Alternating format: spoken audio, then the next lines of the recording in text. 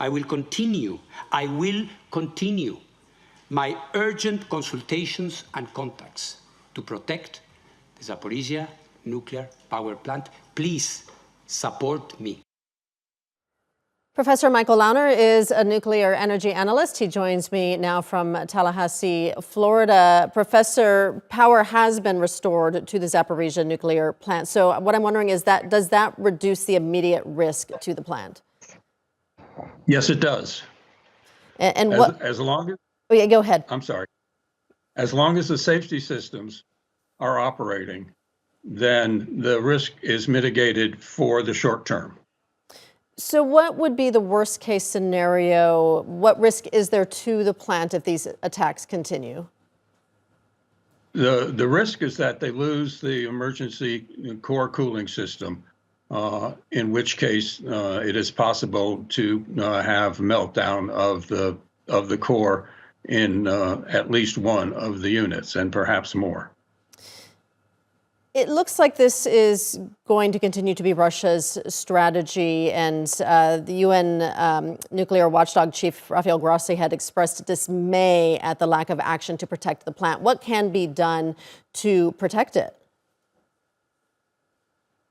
Almost nothing if the Russians will not participate and will not contribute to the safety of the entire area, but particularly to the continued operation of the nuclear power plant itself. They are in total control, and unfortunately, the UN and the Iaea have virtually no influence on operations at the power plant, except to the extent that they are allowed to do so. So when you talked about that worst case scenario, potential meltdown, what does that potentially mean for not just Ukraine, but Europe?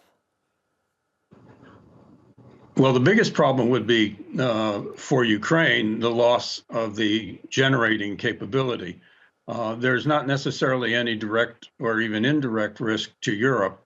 The power plants has been designed in such a way that the adverse effects of the meltdown would be contained and confined within the containments.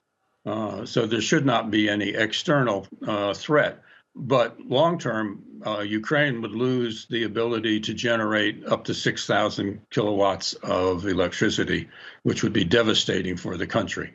Okay, so I just want to make sure that we're clear that the worst case scenario does not involve some sort of Chernobyl type disaster, but it's more about losing power to Ukraine, correct? Absolutely. The design of this power plant is completely different than Chernobyl. What in the United States, when TMI had a much more devastating accident, there was virtually no radiation released to the environment or to the local community. That would essentially be the same situation here. The containment would ensure that radiation did not get released, but the power plant would be ruined. So going back to those comments from Rafael Grossi, where he expressed the dismay about more needing to be done, but you said there isn't really much that can be done because Russia controls this this plant.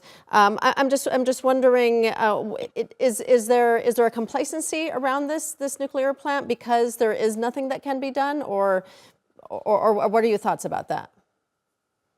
I don't think there's complacency at all. I think everybody's very worried. Except perhaps Putin. All right, we're going to leave it there for now. Professor Michael Launer joining us from Tallahassee, Florida. Thank you for your expertise and your thoughts today. Thank you very much.